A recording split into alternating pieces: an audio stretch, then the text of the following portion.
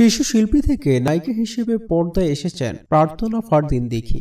একই ভূমিকায় কাজ করেছেন আরো কিছু ছবিতে, তবে এখনই ছেদ পড়েছে এই নায়িকার অভিনয়ের।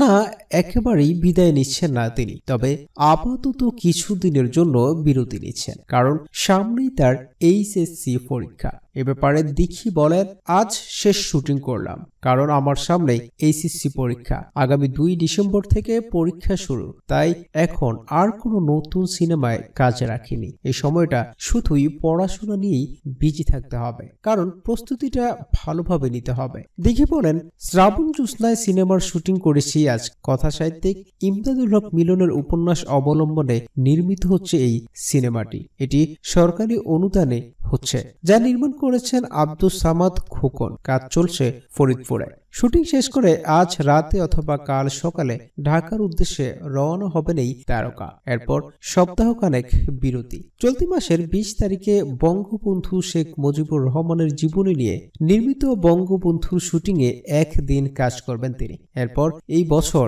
আর তাকে শুটিং ফ্লোরে দেখা যাবে না। একেবারেই পড়াশোনায় ডুব দিবেন এই নায়িকা। এ সময় পড়াশোনা ও কাজ প্রসঙ্গে দীঘি বলেন, পুরনো শিডিউলের কিছু কাজ ছিল, সেগুলি এখন শেষ করতে হচ্ছে। এরই মধ্যে পড়াশোনাটাও চলছে।